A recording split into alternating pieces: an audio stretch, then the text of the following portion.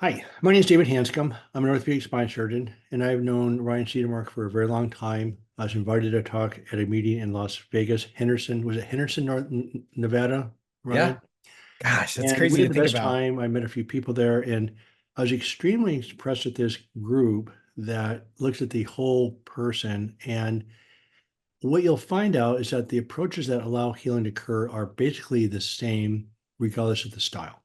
Chiropractic approach, physical therapy approach, surgeon approach, physician approach, but it's a people person approach trying to regulate the body's chemistry. So I will tell you my story, and Ryan's, we're going to try to have a conversation to keep this as interacting as possible. But I'm presenting a whole new set of concepts. It's a little bit challenging to get out there simply, and I hope I can convey the thought. But the title of the talk today is a physiological approach to solving ruminating thoughts. So anyway, Ryan, you want to introduce yourself for a second? Yeah. Hey, everybody. I'm Ryan. Just wanted to say thank you so much to Dr. Hanscom for being here again this year with IAFNR, all the amazing work he does. Make sure to check out, he's a published author, his books. I found out about him from his book Back in Control. And yeah, you're amazing. So take it away. All right, thanks. So there's only and the world knows I'm sort of a technophobe, so here we go.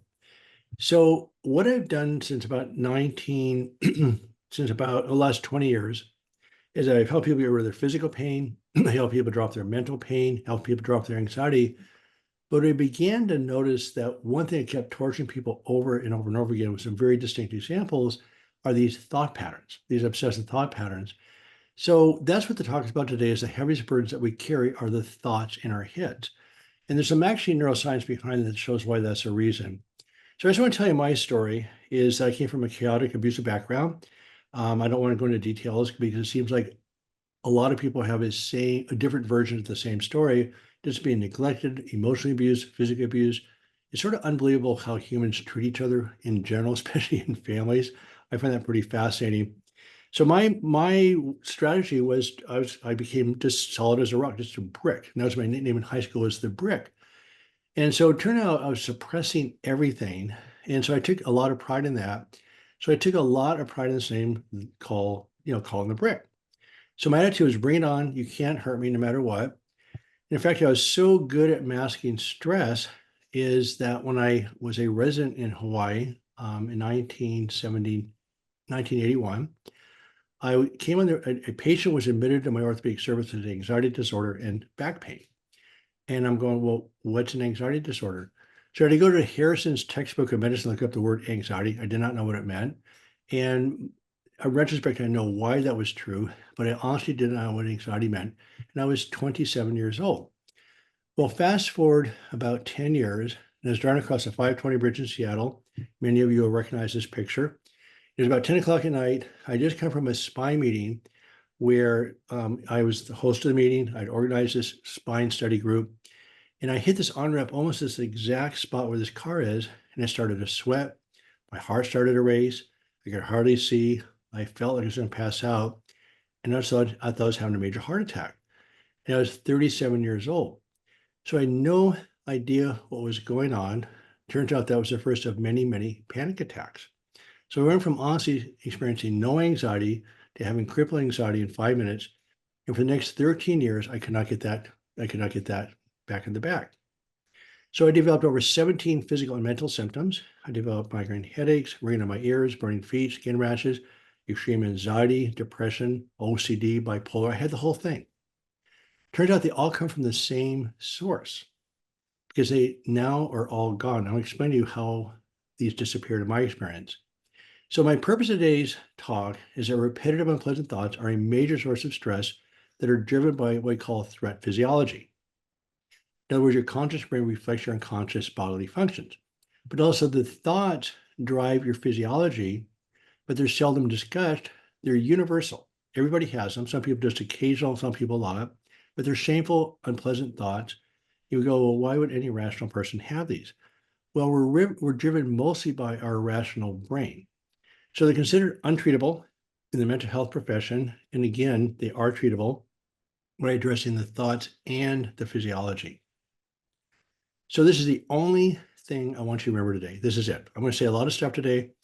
And so basically, unpleasant thoughts are driven by your threat physiology. In other words, you're in fight or flight, you're in high alert, you're looking for danger, your mind is racing, and your conscious brain reflects your internal bodily sensations, including your thoughts. So your brain's on fire. Half your brain is glial cells, and a big portion of those are immune cells. So the brain itself actually gets inflamed. So, what are your thoughts at this point from your physiology standpoint about what I'm talking about? Well, I remember just this is the first time I'm really learning about the ruts, but when you told me that anxiety is physiological, not it's like not psychological, it's almost like the anxiety, it physiologically lives inside your body Right. and you become the anxiety. So it's really interesting to hear this again in a different way. And I just had this conversation with a colleague last week. So it's it's just great stuff, and it's something that needs to be spoken about more. Can I ask you a personal question? Yeah. So, I mean, am I wrong? Everybody has anxiety. No. I think so. Absolutely. Yeah. I'll I've explain why in a experienced it second. on what's that? Yeah, I'll explain why in a second. But the body that um, so you okay? Well, I'm glad I said something people remembered years ago. I mean, I'm always curious if You're people. amazing, man. Yeah. Anyway, well, good. So here's the deal. People, what I purposefully avoid is the term OCD because then people say, well, I don't have an OCD. Well, the answer is you probably don't. But everybody has some level of unpleasant thoughts that they just don't want them. There's occasional distracting thoughts. Some people cruise through life and don't really worry about these things. There's the unwanted thoughts that come wandering through. We know the mind never stops, but they also can turn into ruminating thoughts that are repetitive and unpleasant. Then they can be disruptive. They can be disturbing, get to be pretty intense. Then I had the invasive form. By the end of my 13-year ordeal, I was having some major, crazy, insane thoughts every 3 to 5 minutes. I could not escape these things. So my whole ordeal over those 13 years, I had physical symptoms, I had anxiety, but these thought patterns were intolerable. The worst part of my whole experience was this internal. And then I read a book in 1997 that pointed out you don't have hand washing or repetition of going up and down stairs or backing a car up and down. You can have thought, counter thought, thought, counter thought, and that's still what we call internal OCD. Any thoughts on that, Ryan? Had you heard that term before? I've never heard of internal OCD, just OCD. But when I read this slide, it reminds me of the negative side of neuroplasticity. Basically, these negative adaptations that occur in the body and in the brain. Right. So basically, this is the part we're going to go through in detail later. So I'll give you the overview of what we're going to cover today. So again, the only thing I want you to remember is the fact that your thoughts or your conscious brain reflects the state of your physiology. So if you're in fight or flight, your brain's going to be on fire. If you're calm and relaxed, your brain calms down. So there's four parts to healing, and all four parts are equally important. It's not like one, two, three, four. This all occurs every day and simultaneously. So first step is thought separation. The second step is lowering the heat, the threat physiology. The third thing is softening the ego, and it turns out to be a pretty big deal. The last part is that you can't fix your brain because your attention's on the problem. You have to literally rebuild it, and we'll talk about it in more detail. So I've gone through a lot of thinking here. And about a year ago, I always thought that avoiding anxiety drove human behavior. That's the driving force to avoid this unpleasant sensation called anxiety. One of my higher level psychology friends pointed out, said, look, wait a second. People want to feel safe. That's the driving force is safety. And when you feel safe, life is good. And what happens, you have anti-inflammatory cytokines, which are little molecules that drive your immune system. You have calming neurotransmitters in your brain of acetylcholine instead of glutamate. Your body's putting fuel back into the cells, not consuming them. We call it anabolism. You also have to rest and regenerate hormones, growth hormones, serotonin, dopamine, oxytocin. So when you're in this chemical state, life is good. But Ryan, what happens when you don't feel safe? Yep, not good things. Right. You can't think, you can't function. So if you look at the picture, I mean, avoiding anxiety is the key, but actually people are seeking safety. When you don't get safety, then your body goes into fight or flight. So we have some level of threat physiology all the time. So we're on high alert. I know animals, like for instance, I learned that dolphins sleep with one eye open Animals go into burrows. They have most of their surroundings by, they'll go in a cave of everything surrounded except what they're facing outwards. So we're always on some degree of alert. So in threat physiology, it's the opposite effect. You feel agitated. You have stress hormones. You have inflammatory cytokines that fires up the immune system instead of calming it. Your metabolism, you're pulling fuel out of the cells, catabolism. UCLA showed that when you're under chronic stress, you develop what's called warrior monocytes, which are white blood cells that actually consume your body's tissues. Then you go from calming to excitatory neurotransmitters. It's the opposite effect. So the threat responses come in stages. We have the nociceptive system that automatically guides you away from pain. That's how we evolved. We didn't purposely keep touching a hot stove. So our brain automatically guides us in a way that actually we don't feel pain. So that's actually the nociceptive system at work is when you don't feel pain. Then you touch a hot stove, you pull your hand away, you look at the sun, you look it away. So then this next threat response is a response to actually solve the problem. Then when it's more sustained, you start developing symptoms, rapid heart rate, sweating, muscle tension, muscle tone, chronic disease states like fibromyalgia, et cetera. Then when it's sustained, you start getting sick. But here's the deal. And this is the part that I think I'm clearer now than I was back then. Maybe I'm saying the thing again, but when you're in fight or flight, the sensation humans have is the word anxiety. My cat has the same response. She'll quickly avoid danger. Her body responds and she leaves, but she doesn't have a word for it. Humans have a word for it called anxiety. So the first thing we do is say, look, get rid of the word anxiety. Just say, look, my threat physiology is activated. You just have to depersonalize it. So there's a word progression. Say, well, I'm not anxious. Well, guess what? You're alert to cross the street. You might be nervous if you're getting ready to take a large test. You might be afraid or fearful if things seem to be more threatening. And by the way, anger and anxiety are the same thing, is that the antidote to anxiety is control. We can't control something while you become more stress physiology and angry. So instead of the word anxiety, we say activated threat physiology. With anger, we say hyperactivated threat physiology. You go into a panic, paranoid, and terrorized. Any thoughts on that, Ryan, as far as the progression there? That makes sense? Yeah, scary. You got to figure out a way to get in there and stop it before it gets too bad. So Ryan, this is good. This is perfect because you can't control it. Oh man, So you cannot control I had a feeling you were going to say that. you can't control it because these are automatic hardwired reactions. How do you think we survive? You don't think about getting out of the way of an oncoming car. You run from the bully. So these are automatic hardware responses. And Bruce Lipton points this out, who's a good friend of mine, said, look, you have no control over your survival reactions at all. You don't. Now you can regulate the response, you can minimize its impact, but the actual response, and what got me in deep trouble being the brick, is I was a master at suppressing these emotions. And by the way, thoughts are input, your environment. We'll talk about a model called dynamic healing, where you have your stresses or challenges or your life environment. That's the input. You have your nervous system that processes all this. Then you have the output, which is the physiology. And the essence of disease is sustained threat physiology. The essence of healing is more safety physiology, and your body starts to heal. So, idea is you're trying to elicit your body's healing response. You're not trying to fix anything. So, the threats can be physical threats, and the threats can be mental threats, and they both have the same impact on the brain. At UCLA, they demonstrated that mental pain and physical pain are processed in similar regions of the brain. The limbic system fires up. You go into fight or flight. You have a similar response to physical versus mental threats. So the sources are multiple. And the reason I'm mentioning threats specifically is because you have threats from everywhere.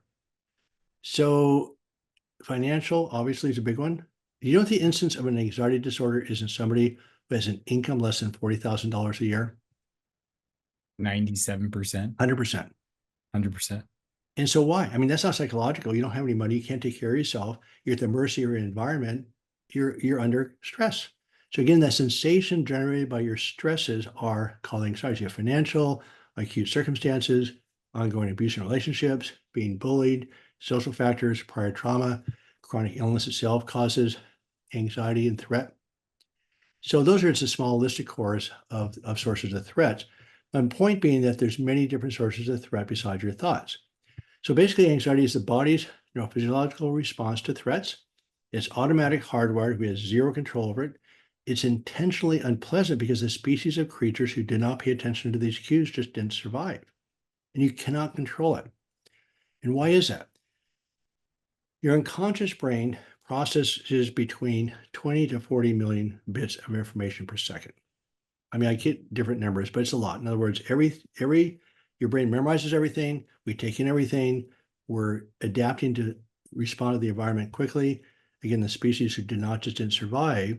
So guess how much the conscious brain processes? Okay, 20 to 40 million bits of information per second in your unconscious brain.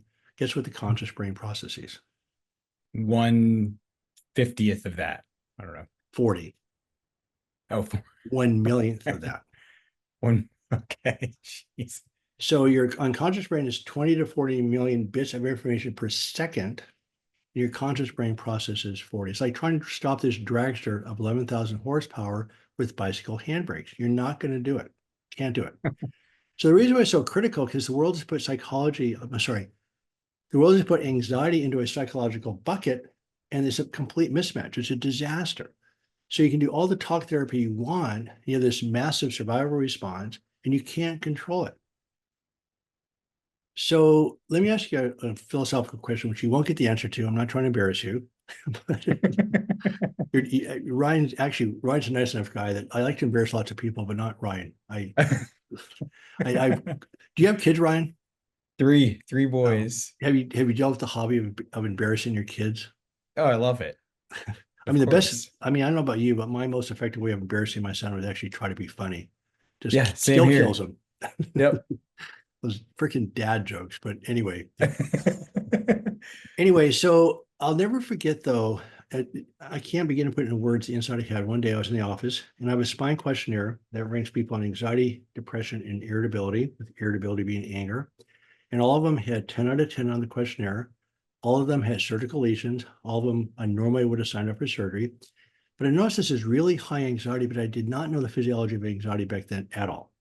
So I just go, that's interesting. So I go, if I could do surgery and get rid of your leg pain, which I actually could have done, and you live with the anxiety you're having the rest of your life, or I could get rid of your anxiety, you would have to live with the leg pain the rest of your life. Everyone would grab their leg and said, won't getting rid of the leg pain help my anxiety? I go, no, it's a different issue. So then they said, I can live with the leg pain, but I cannot tolerate this anxiety. So it turns out that I had 2 more patients the next week from New York that came in, same thing, same scenario. And so it turns out after they went through the project that we're going to talk about in a few minutes, the pain all disappeared. They never, ever went to surgery. Didn't go. So it made a massive paradigm shift in the way I looked at patients in general. If your nervous system's fired up, you got to calm it down before you do anything to anybody. Then you see what's left over before you do surgery. I'm a surgeon. I'm not against surgery at all, but the data says do not do surgery in the presence of untreated anxiety. And Ryan, in your practice, you must see your version of the same thing, right? Yeah. In brain injury, concussion. Yeah, I think anxiety is one of the main things we see. Right. I mean, don't think that, anyways. So this is what is interesting to me. So we have these little squirrels in the backyard. They're sort of cute and they're great little squirrels and they look really interesting. But I was at summer camp one year and we decided to trap a squirrel. Just, 13-year-old kids, we put a box up and stick under it, trap the squirrel. And this squirrel went berserk. So this cute little squirrel was not so cute. And any animal that's trapped, including humans, doesn't act very well. And so my wife and I and again, you can be trapped or anything, but so trapped again is a more intense form of stress physiology. Again, it is physiological, it is not psychological. But when you're trapped by anything, why you're going to end up with intense chemical reactions. And so the thing is, what's frustrating to me, we were not taught these, we should have been taught these skills literally in grade school. I mean, all of us are trapped by something, right? And so Yeah. for some people, it's finances. One of the biggest problems we're trapped with is by death. I mean, we're the only species that knows that we're going to die someday. That's a big trap. But again, there's many things we get trapped by as humans that my cat doesn't get trapped by. Any thoughts on that, Ryan? Yeah, I honestly didn't know that we were the only, it makes total sense, but That what now? that we were the only species that knew that we were going to die. It's kind of weird, scary. Yeah. It makes sense, but yeah. So anxiety and anger are the same thing, and that's a whole different conversation. But what we're doing, and I had to be careful because I've had some major thoughts in the last week. I mean, think how angry humans are compared to other animal kingdoms, right? We are a reactive species. And when you're reacting, it means you're reacting to something in the past and you're actually not even alive. So something in the past got triggered, you become anxious and frustrated. Anytime you're anxious and frustrated, you're in the past, you're actually not even alive, you're not in the present moment. So as a species, we're reacting, reacting, reacting. And one of the problems that we're getting into in modern times is that we're so reactive. You go into the limbic brain, you're not thinking clearly, and we do things that we know better than we should do. We're a very, very reactive species, but we're also a very angry species. So unless I'm missing something, when an animal is trapped in the wild, Ryan, I mean, it gets angry to fight its way out, but otherwise they get aggressive when they're hunting for food or defending themselves. But in between times, they're not angry all the time. Is that a fair statement? Yeah, absolutely. It just sort of hit me really hard the other day. So, okay, for whatever reasons, you have all these threats coming at you. You're anxious, you're frustrated. Nobody tells you what to do. You're using these rational means to deal with these massive survival reactions, and nobody tells you what to do. So we're trapped. Most of us are trapped in some way, shape, or form. So there's a huge impact of chronic stress that I've known since medical school. That this is an inventory that was published in 1962, and it simply rates different values for different stresses.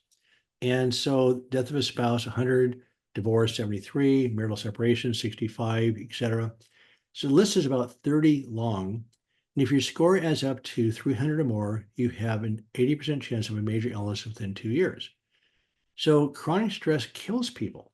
It makes diseases. One of my friends had a stress score of 463, and guess what? Lymphoma of the spine. So chronic stress breaks your body down because of the sustained stress physiology. So I'm going to segue just for a little bit because there's thousands of papers on this, but this is really a classic paper published about 5 years ago, and it's called Chronic Inflammation and the Etiology of Disease Across the Lifespan. So basically, it's called systemic chronic inflammation as opposed to acute inflammation.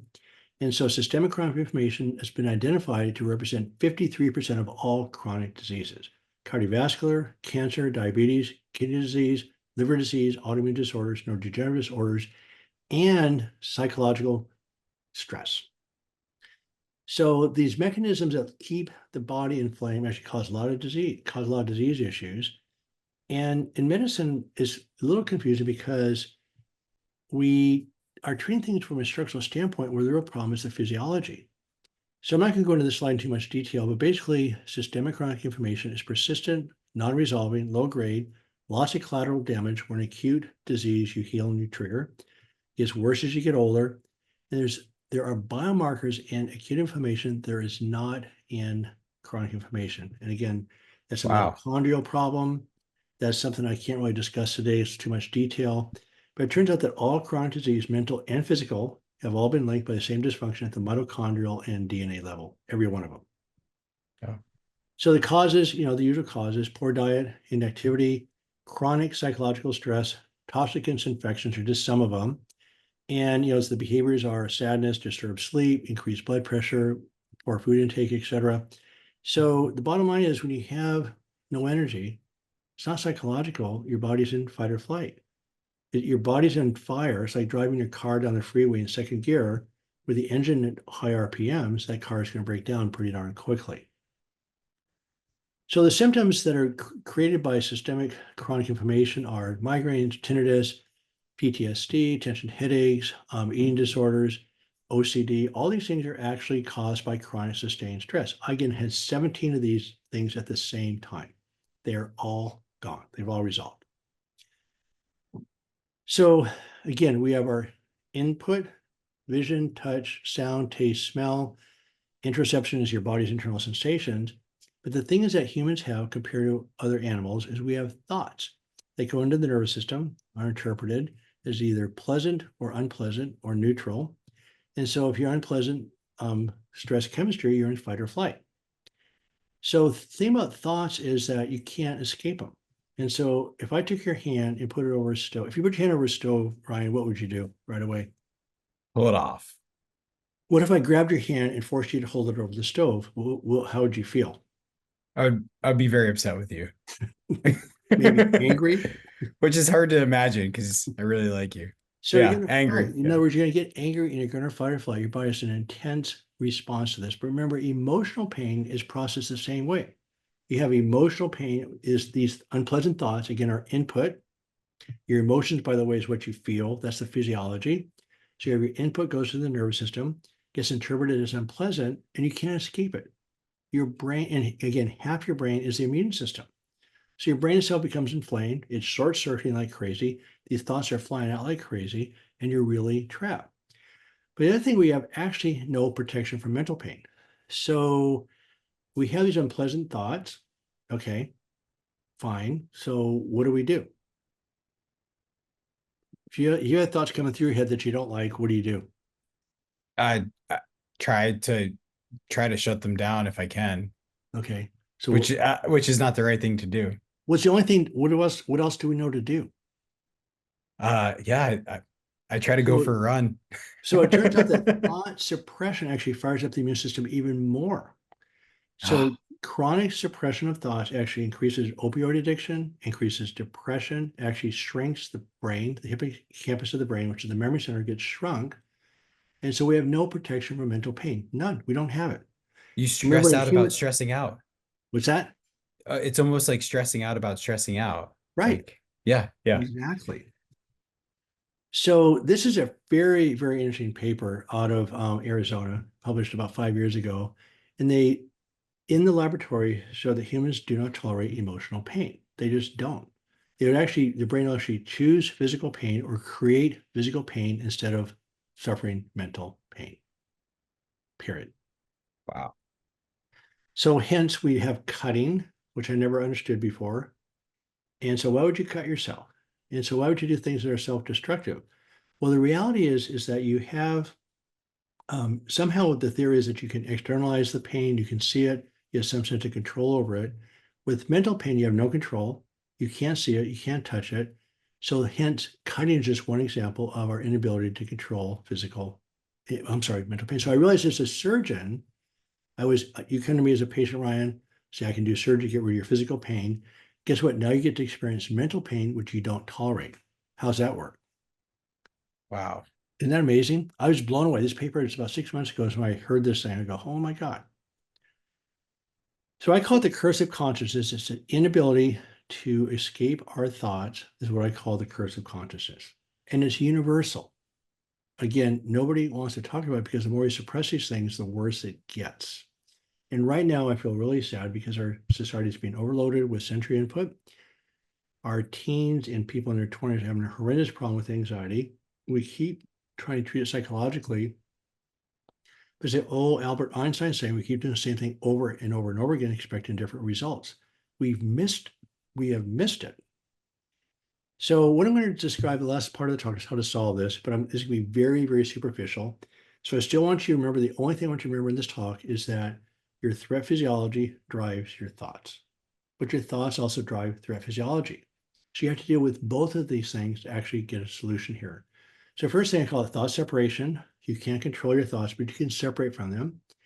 There's many ways of lowering the heat. And the reason why I care about physiology so much, that's much more complicated than just thoughts, physiology, thoughts. There's a bunch of things that fire up the physiology. Any threat, mental or physical, somebody cut you off in traffic, whatever, is going to fire up your physiology. So you have to learn how to lower your physiology as a separate skill set. The third one's softening of the ego. And the last one, you can't fix your brain, you literally have to rebuild it. So those are four things we're going to talk about here. But the preliminary step is that you can't take anxiety personally. I mean, why would I say that? Let me ask you a different question, which you won't answer. All right, anxiety is this massive survival response. It's a million times stronger than your conscious brain. We have zero control over it. So it represents the sensation generated by your threat physiology. How do you deal with things? What do you do? How do you deal with anxiety? How do you lower anxiety? I don't know, because I like, I experience low levels of it and I don't know how to properly deal with it. So you basically lower the threat physiology. Oh, yes. Okay. Okay, but I'm saying that so people, we have all these different ways of doing it, but the bottom line is there's a bunch of ways of actually lowering their threat physiology. It's called cues of safety. And so But what you can basically like do, making the nervous system more resilient. well, right, there's Right. three parts to it. You can actually change the input, the way you process input. You can make the nervous system more resilient. You can directly lower the Oh, physiology.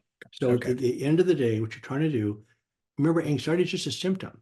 So when I have these skin rashes or migraine headaches or irritable bowel, it's all the same thing. So some days I have no anxiety, but also when these skin rashes pop up, it's the same thing. So anxiety is Oh, just a feedback, it's just a symptom of your body in fight or flight. So the thing is, instead of trying to talk yourself out of it or rationalize it, what we tend to do. So the first thing you do is separate your stress physiology from your identity. So your stress physiology is over here. It's a survival reflex. It's a gift. I call it the gift of the unconscious is survival, but it's not who you are. But since it occupies every cell in your body or encompasses every cell in your body, it feels like who you are, but it is not who you are. It's what you have. So I ask people to visualize a large thermometer on the opposite wall, and you're maybe a little anxious, nervous, alert. Maybe you're angry. Maybe you're just terrorized. So the thermometer goes up or down. So instead of trying to fight the anxiety, just find the tools to lower the response. So the first step is separating your identity from the stress reaction. So you're here, this little conscious brain, compared to your massive survival response. And so what you're doing is, first of all, separating your identity from this massive survival reaction. You're trying to depersonalize it. that's cool. And again, there's new parts to two parts to this. And so the healing, okay, there's two parts, but you have to calm down the physiology in order to heal because you're breaking the body down. So you have to learn how to regulate it. You can't control it, but you can regulate it. So you calm the sympathetic response. Then the real healing occurs over here is you literally rebuild your brain. And the new brain doesn't have these crazy thought patterns. It's not reactive all the time. You're actually creating a new set of circuits. It's like putting a virtual desktop on your computer. So this new desktop doesn't have all these crazy circuits and it's not inflamed. Wow. So the first step in dealing with these, I call it thought separation. You cannot control your thoughts. But Dr. Daniel Wegner in the 1990s pointed out that we know the obvious, you try not to think about something, you think about it more. So he did the famous white bears experiment where not only we try not to think about white bears, do you think about them more, you think about them a lot more. There's a huge trampoline effect. But what's even worse is when you try to think about something positive, you think about it less because you have a cognitive effort trying to focus on, I'm going to be good, I'm going to be good, I'm going to be good. Your unconscious brain is looking for ways that you might not be good. So it sabotages you. So when you try to suppress the thoughts or experience the positive thoughts, you're screwed. So his point being that the only thing that he found out to actually start breaking into this process was what we call expressive writing, which we've talked about a lot. So if your thoughts Yes. are here, you've now separated from your thoughts. You also can separate your thoughts with mindfulness, sit back and just sort of watch your thoughts, not try to do battle with them. But you're training your brain to not do battle with the thoughts. The thoughts are what they are. It's a reaction to the thoughts that's the problem.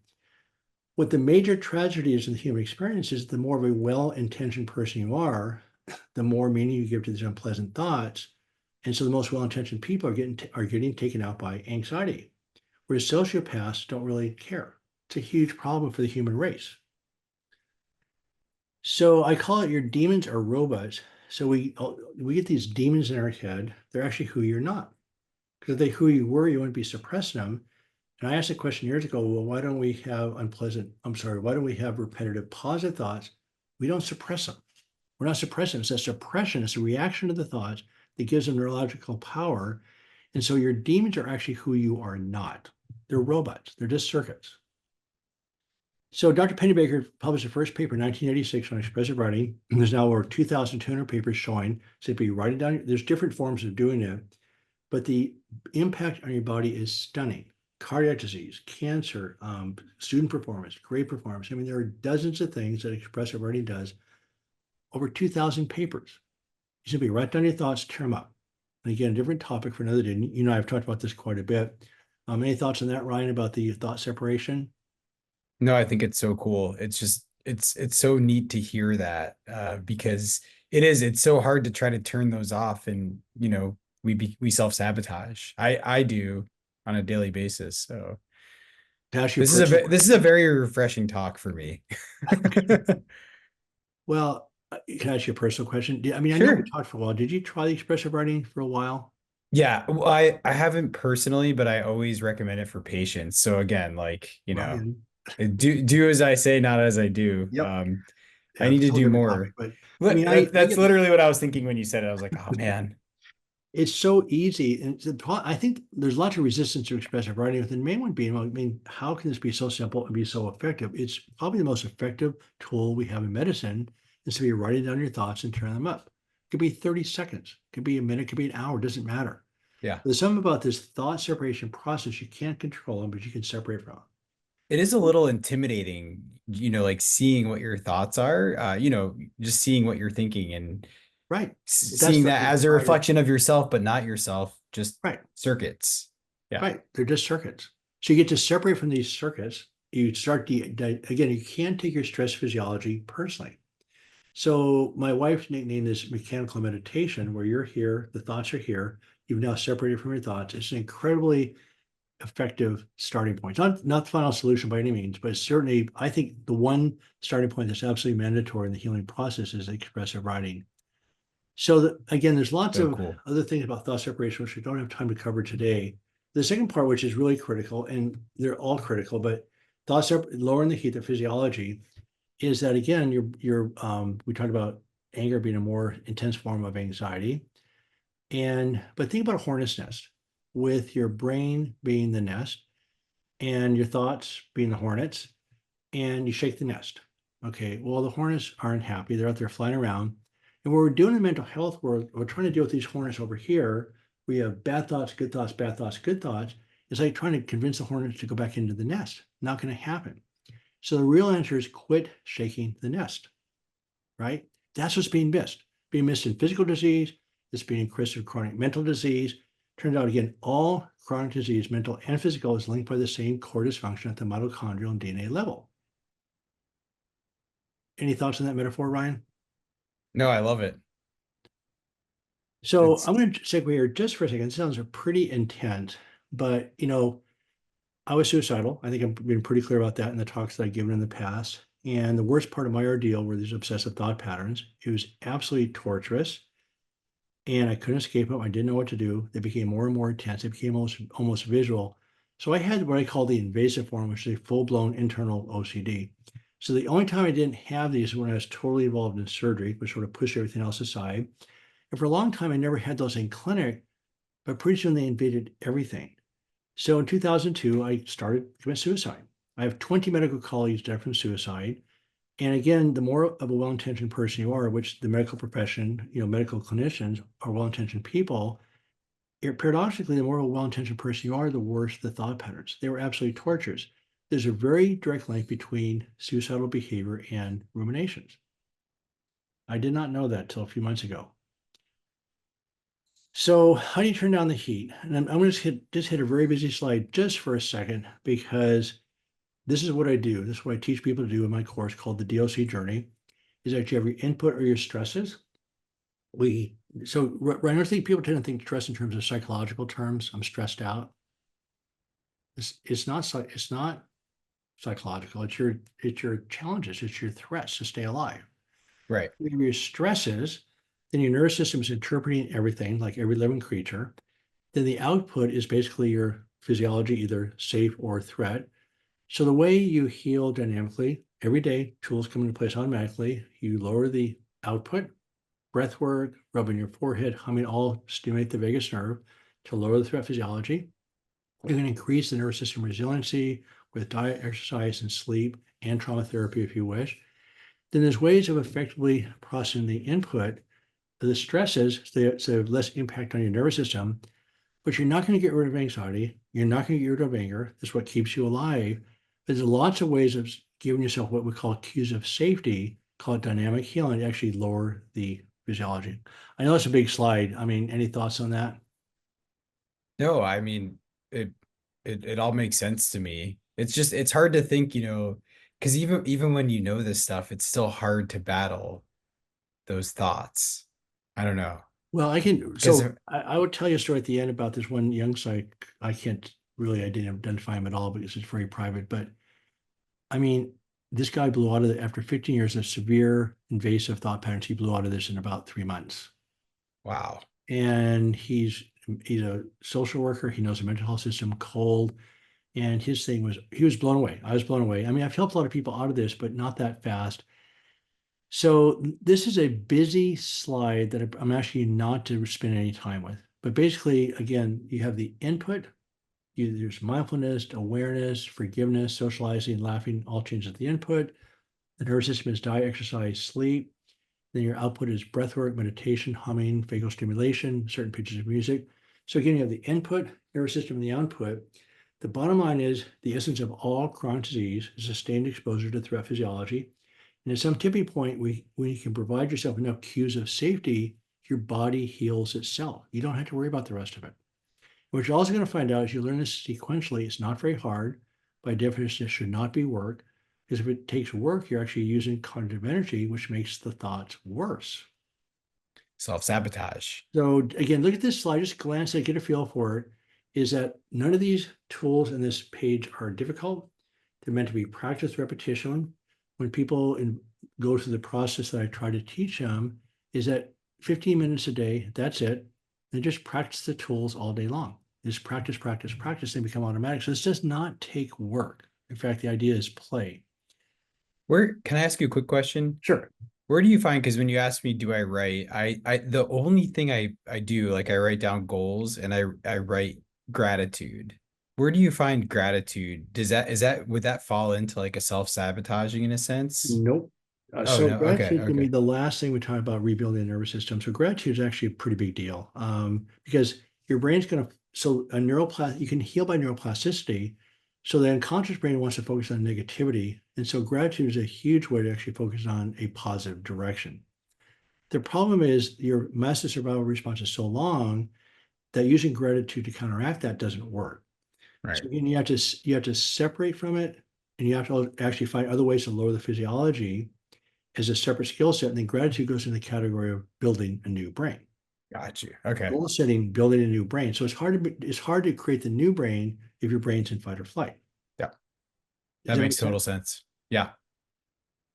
So two separate but linked skill sets: regulating stress physiology and creating a new brain, neuroplasticity.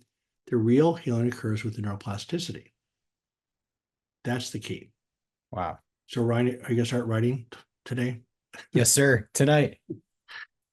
We'll put this on the show notes. I have a PDF. I mean, literally it's 30 seconds. I mean, I've gotten lazy. I haven't written if I quit writing for 3 weeks, my skin rashes pop up, my ears start to ring, my feet start to burn. It's unbelievable. That's Consistently. wild. Yeah. So it's a daily dynamic process that becomes automatic. The third thing is softening of the ego. And so I have a question. Why do you need an ego? Uh, I don't know. So I'll just answer the question because I don't know why either, but these are my theories is that your stress physiology is supposed to feel bad, right? In other words, if your fight or flight didn't feel bad, the species you didn't pay attention to is supposed to feel incredibly bad. Sure, So it sure. forces you to take action. So we take that person, we feel bad about ourselves. Again, we treat these stories. I'm not really this person. I don't really want to kill the guy walking down the street. I don't, we have all these deep, dark impulses that are actually normal. They're survival reactions, but they are reflected in thoughts that are disturbing thoughts.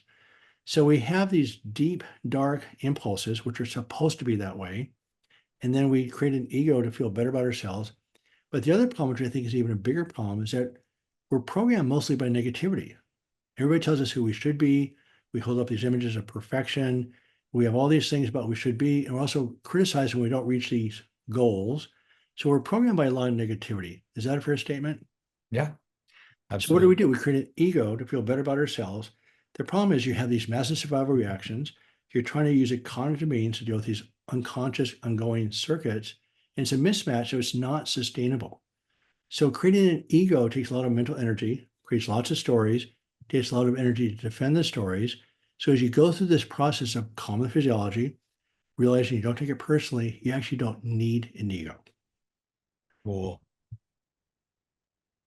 So we tend to run from these things: addictions, thought suppression, which is damaging, hedonistic lifestyle, which is shown, by the way, to be inflammatory, suicide, which we talked about. But the other problem is, look at our rigidity of thinking in this day and age. We become very rigid thinkers. So our ego gets set, our political views, religious views get set, and it makes no sense. We can only talk about terms and ideology. We actually can't talk about details. So we've evolved into rigid thinking, which is a huge problem in the human race right now. So we're running from our thoughts. We're not going to escape them. We're not going to put them into the nest. Again, the answer is quit shaking the nest. So the final part of this is, okay, we have thought separation. We lower the heat. We're going to let our ego start to drop down. You can't force it to disappear. You're going to have to sort of allow it to dissolve. But you're literally going to rebuild a new brain. And so it's like learning a new language. So you're not going to learn French by not speaking English. You've got to actually practice French to learn French. And so you have to learn this new language of a good life. You just repetition, repetition, repetition. So as you separate from your survival physiology, then consistently nurture joy when you can, maybe 5 seconds at a time, who knows? As you start nurturing the joy part of your life, you have a new language. So again, you're not going to, our default language is survival. The language we want to learn is an enjoyable life. And so to have an enjoyable life, you've got to practice, practice, practice. So we also know this is one small paper, which is pretty exciting to me because it's sort of what I do in the doc journey, is that change your brain, change your lives, researching the lived experience of individuals practicing self-directed neuroplasticity. Cool. So you can literally use the tool to develop a new brain. Again, positive thinking doesn't work. It's positive vision is what you're working with. But this friend of mine, Bob Navio, who's this brilliant mitochondrial researcher out of San Diego, shows this picture of the house in the bottom left before the disease burns down. You know him? You know Yeah, Navio? yeah, he's actually part of the scientific group we have twice a month. So you want, I don't know, are you on that list, by the way, the Wednesday group Yes, list? I am. I just haven't been able to. Yeah, That list is deep. There are some heavy hitters in there. yeah, I mean, Navio is as good as they get. And he points out, look, see the house number 3, the house in the middle? I mean, his point being, you cannot rebuild that house with the same burned down timbers. So he calls it rebuilding or active healing. We call it cues of safety, cellulogenesis. You actually rebuild your body, rebuild your brain, and the results are absolutely stunning. And as you know, I quit my practice to do this. It wasn't because I was trying to manage pain or make people feel better. I just watched people heal at a level I couldn't even put into words, including me. So I'm my own story, but I have hundreds and hundreds of people like myself that have these incredible healing stories. It's the same process of whatever version you use to give yourself cues of safety and be consistent about it, becomes automatic, causes your body to heal. So I also wrote a little website post. I blog for Psychology Today, and I have something like 1.4 million views on my blog right now. And basically, I wrote one blog a while back. It says, quit fighting darkness. It vanishes in the light. Just turn on the lights. So always fighting the darkness, and that's where your brain is evolving. And so again, separate from it. Let the dark be the dark, and then you just go on your way. I know it sounds sort of simple, but actually is that simple. It always is. Like, yeah.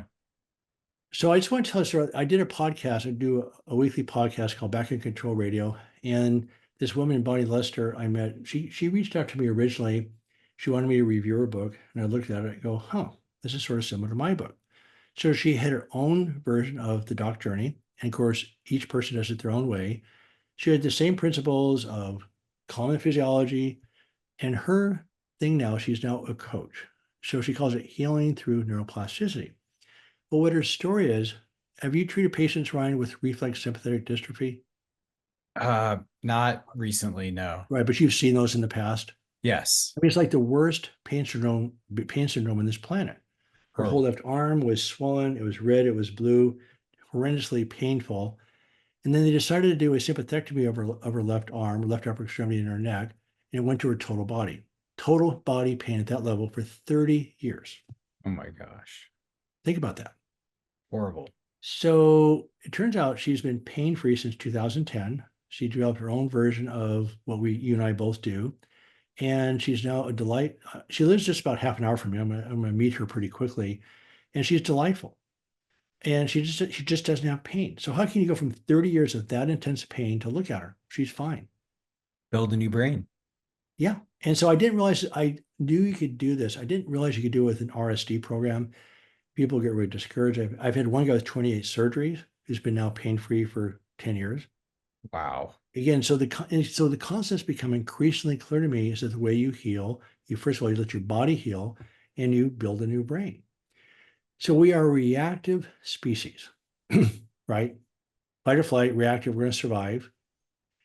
But if you take the letter C out of the middle of the word and put it first, in other words, if you can see first, awareness becomes creative. I love that. So with reactivity, you're just reacting. There's no space to actually put in a new nervous system. So you create that space with awareness, mindfulness, relaxation, expressive writing. As you create a little bit of a space, it's a repetitive positive substitution that actually changes your brain. So I call it from reactive to creative is really the goal of my whole project. So in summary, anxiety is a physiological response to a threat. Sustained physiology, anxiety, sustained threat physiology is the essence of chronic disease.